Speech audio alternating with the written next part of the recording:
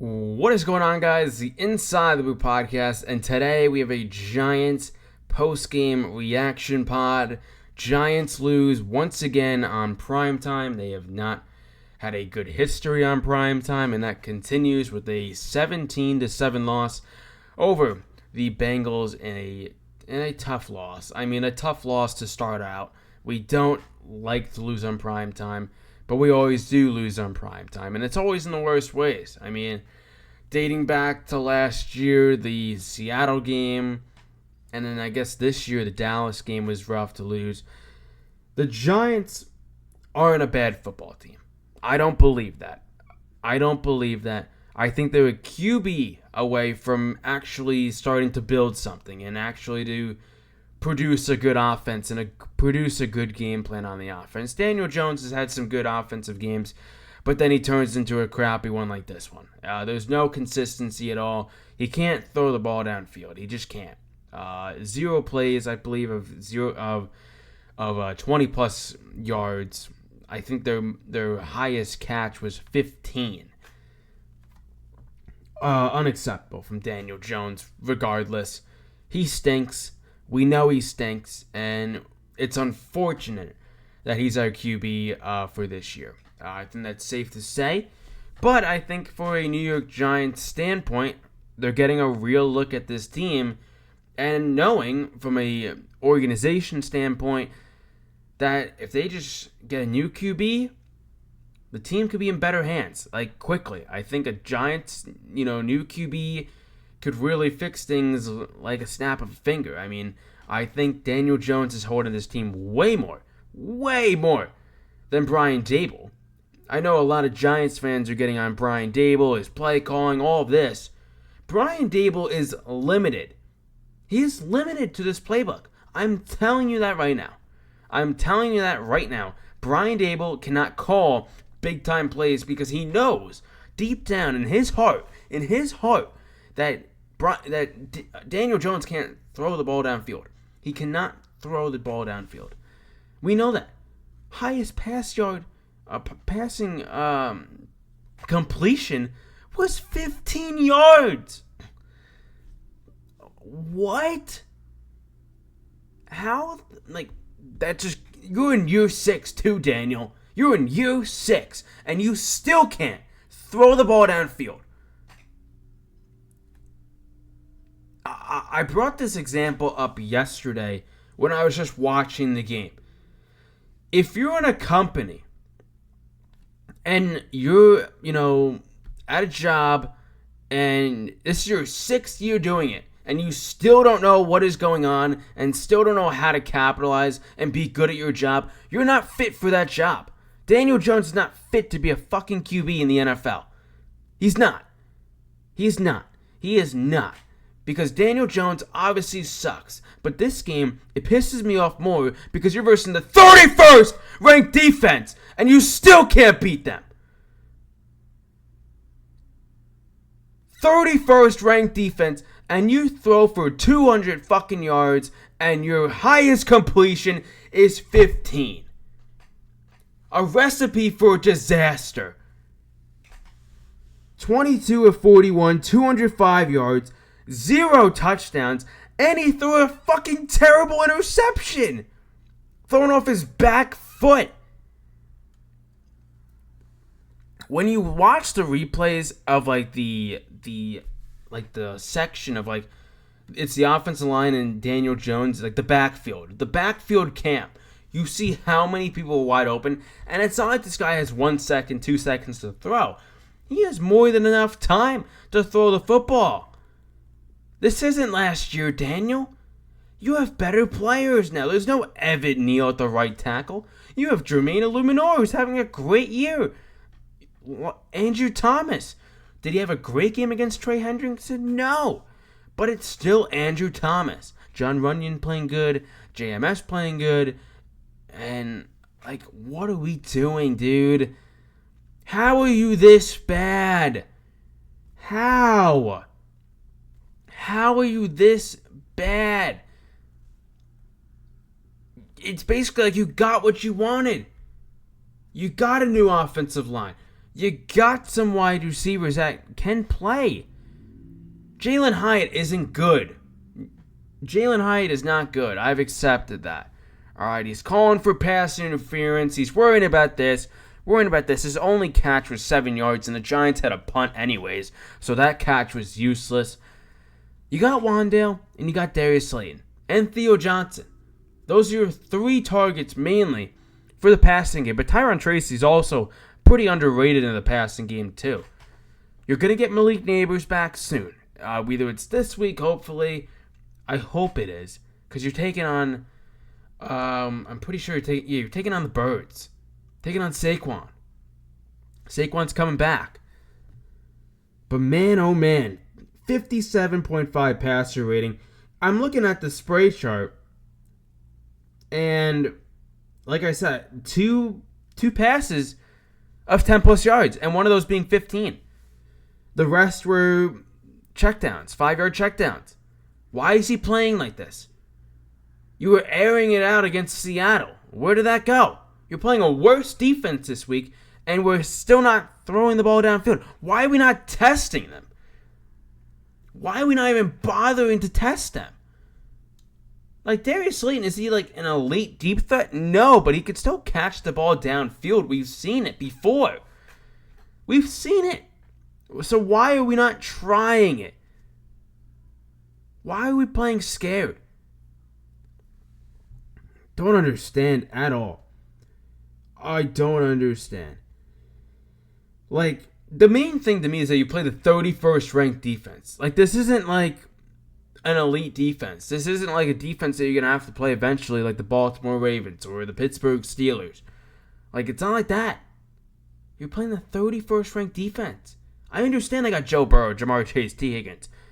Quite frankly, they didn't overpower you. They put up 17 points. You're averaging 16 this year, which is terrible. That's terrible to begin with. And mostly it's because of Daniel Jones. He can't function. He can't do this. Cool, he could run. That's great. But you can't throw. Your job is to throw the football down the field. Not 5-yard checkdowns. What is that doing? It's only making the job easier for the defense and not getting them exhausted. I don't like it. I don't like it at all. I guess from a Brian Daboll standpoint, you're probably really pissed. And for him to take the accountability that interception was on him, quite honestly, I don't agree with it. I don't agree with it. I understand you can't bash Daniel Jones. Like, you can't say, yeah, this terrible play from Daniel Jones, he's got to be better. You can't say that. We know that. But maybe like he was looking in the wrong area. He could have thrown this, Don't blame it on you. Don't blame it on you, Dable. Come on. That's not your fault. That's Daniel Jones' fault. And Greg Joseph, I mean, the kicker standpoint, what are we doing? 47 yards and we can't make that? You saw it. It looked like that the wind was pushing it left. So why are we still kicking it left? That's Giants don't have a kicker. They don't have a QB. I honestly think, I was talking to my friend this morning about it. I think if Tommy DeVito started this game, they probably would have won the football game. I'm serious. With just a slightly above average, maybe even average start from Daniel Jones, above average, you probably would have won this game. And you would be looking at 3-3, not 2-4. Now, I guess if you're looking for a draft standpoint, and you're 2-4 on the year, there's a lot of 1-5 teams. Like, if you want an elite QB, if you want a Jalen Milroe, if you want a Shadur Sanders, a Quinn Ewers, a Cam Ward, picking at the top 15 probably isn't going to cut it. You're probably going to have to be in the top 10. And another thing, too, is like, Giants fans, including myself, want to see it. We want to see Daniel, well, obviously we want to see Daniel Jones gone. But from Brian Daboll's standpoint, we want to see what Brian Daboll can do with a rookie QB. Because, I mean, if Daniel Jones could have some good performances, like the one in Seattle, I guess the improved game in Washington, the game in Cleveland, if he could do that from a rookie QB, I mean, from a Daniel Jones QB standpoint, I wonder what a Cam Ward or Shadir Sanders or Jalen Milroe or Quinn Ewers performance would look like. Drake May had a good game, 3 touchdowns in his debut. Jaden Daniels looks like a stud. Jaden Daniels looks like an absolute stud. And you could definitely put him in the top 10 for MVP conversation easily, in my opinion. He's completely changed the Washington organization. They lost a tough one against a good Baltimore team. A QB can change your franchise. CJ Stroud, Joe Burrow, Jaden Daniels, let's move on. Let's move on from Daniel Jones. The problem that I have with this team too, it's obviously from the offensive standpoint. Like, we haven't even got into the defense yet. We haven't even got into Tyler Newbin. We haven't even got into Brian Burns and Dexter Lawrence. It's been an offensive struggle. But, if you played an average to above average offensive game, I think it's fair to say you could be 4-2. You could have definitely beat the Commanders, and you definitely could have beat Dallas, and then you could have beat Cincinnati. The game against Minnesota, you just got beat up. You just got beat up. All right, so that's an automatic loss. Brian Flores with an absolute masterclass of a defensive performance. But, these other games, very, very safe to say that you could have won these football games with just a better QB. Honestly, I think if Tommy DeVito started these games, you're probably, 3-3 at the best, maybe 4-2. I think it's definitely excessive to maybe say 5-1, but there is a real world that you could be 5-1, but you're not. And mostly it's because of Daniel Jones being terrible. And I don't love to just be a stat nerd, but these stats are embarrassing. For 31st, if you told me that Daniel Jones had this type of performance against Dallas or the Philadelphia Eagles, I could understand. Or Baltimore or Pittsburgh, a good defense. Dallas doesn't have a good defense. Scratch Dallas. Eagles have an up and down defense, but the Birds usually still play a really good football game against the Giants. So if he had these numbers against the Ravens, let's say, I'd understand, because the Ravens have players on the defensive side that can be really good. They have the Bengals have the 31st ranked defense. 31st. And I believe they're terrible. They're averaging 100 yards in the run game. So maybe we could have ran the ball more at the first drive. We were throwing the ball a lot. So maybe you could put that on Brian Dable, but Daniel Jones is throwing the football, not Brian Dable. Brian Dable, remember after the 2022 season, he tried to implement, him and Mike Kafka tried to implement an advanced playbook. They couldn't do it because Daniel Jones couldn't adapt to it. That's Daniel Jones. That's our $40 million QB. I just don't understand. For the Giants QB situation, and I'm not trying to get dark with this at all, it's you got to put down a sick dog. That's how I feel about Daniel Jones. It's all right, we've had him for 6 years. Now we got to put him down. We got to release him. We got to release him into the wild. We got to release him into the wild. Let him go somewhere else. Maybe he'll be an okay backup. Maybe he'll start somewhere else. But it's certainly not here. If you're serious about winning, obviously Daniel Jones isn't the answer. Tyron Tracy, Rushed for 50 yards on 17 carries, 47 yards on 14 attempts in the second half.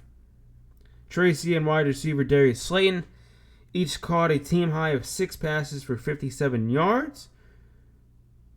And the longest reception was to Wando Robinson. Just a complete joke. Johnson bringing in three catches for 30 yards. Regardless, the defense played elite. Brian Burns was great. Dexter Lawrence was great. Tyler Nubin's great. There's a lot of great on the defensive side. But when it gets to the offensive side, it's pretty rough. It's pretty rough on the offensive side. Daniel Jones is the QB. And, yeah. That's going to do it for this episode. Giants lose. Daniel Jones stinks. The offensive line is great. The draft looks amazing in the future. But the 2024 class with Tracy, Johnson, Drew Phillips, Tyler Nubin, Malik Neighbors looks like one of the better draft classes we've had in a long time. But anyways, guys, that's going to do it. And I guess to add on to the blood, the Giants in their last 19 primetime games are 2-17. See you guys in the next one. Peace.